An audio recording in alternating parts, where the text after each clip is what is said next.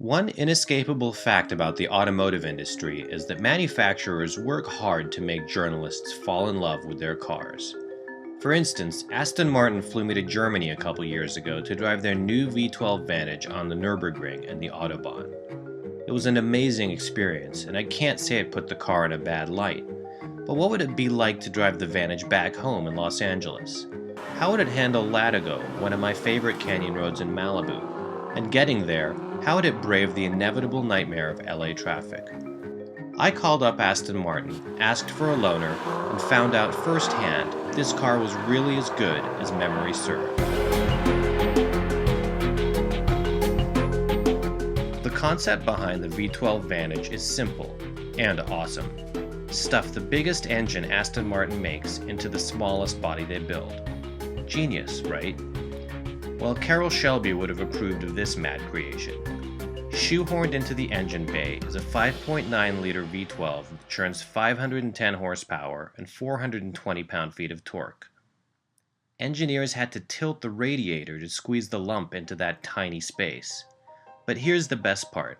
Though they could have hooked it up to an automatic gearbox, they used a manual instead. They said it was better suited to the car's character.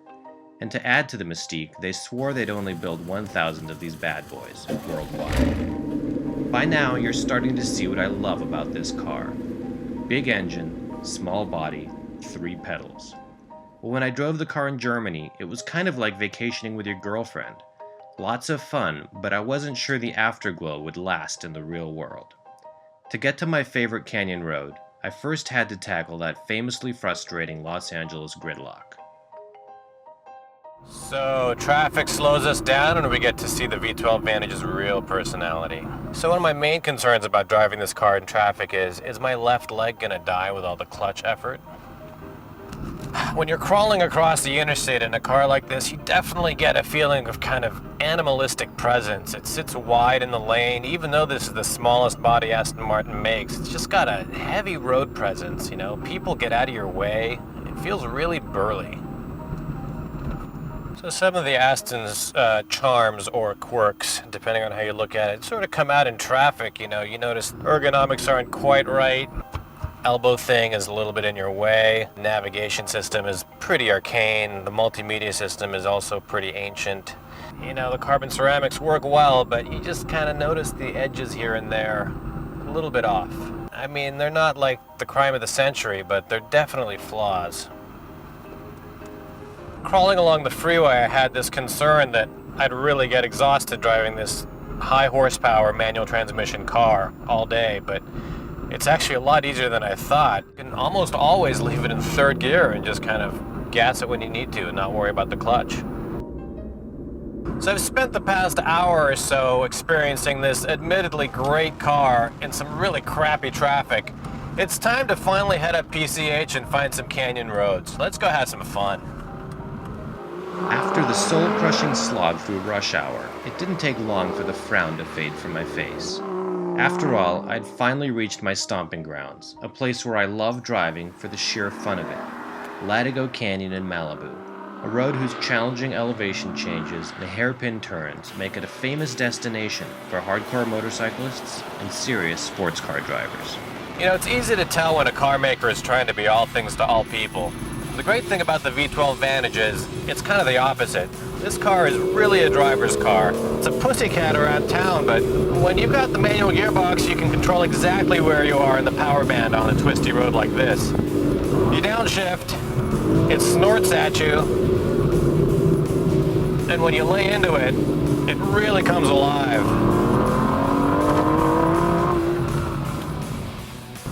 They have a nice mechanical feel to this shifter. It's not too heavy, it's got a little bit of heft to it, but it doesn't kill you.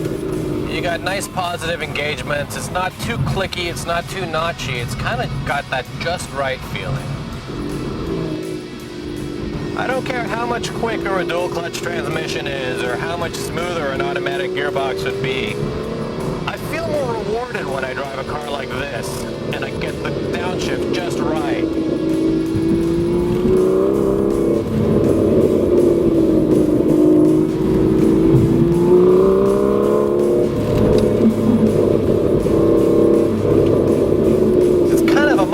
car in that way. You know, between just sport mode and stability control settings, that's pretty much all you got, and in many ways it's really all you need.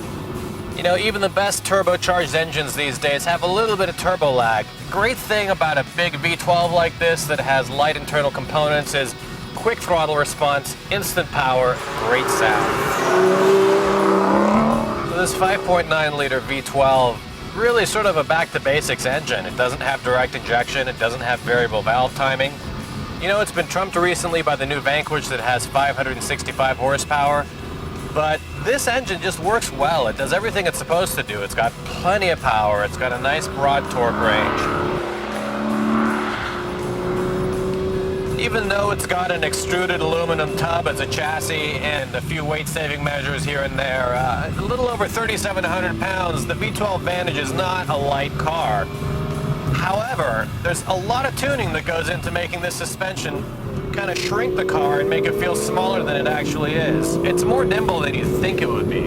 All the punishment you endured on surface streets and freeways from the stiff ride is rewarded with this just feeling of glued down connectedness. Tons of grip from these wide tires. But the great thing is, in the right settings, if you get into a situation where you want to power throttle a little bit, it'll let you do that. It'll catch you, of course, but you know, you get a little bit of play.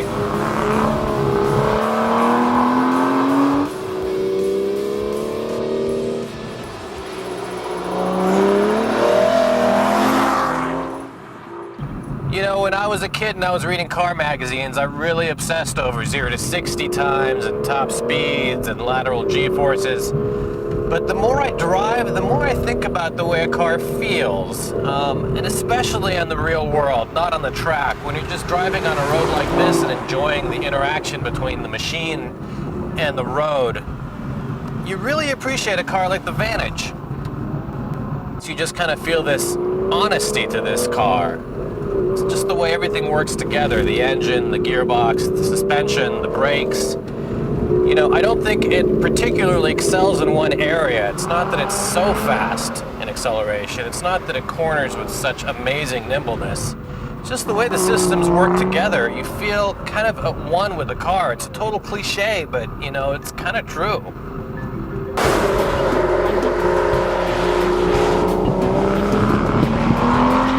So sure, it's easier to sit in traffic with an automatic, but can you have this much fun on this kind of road without a manual gearbox? I don't think so.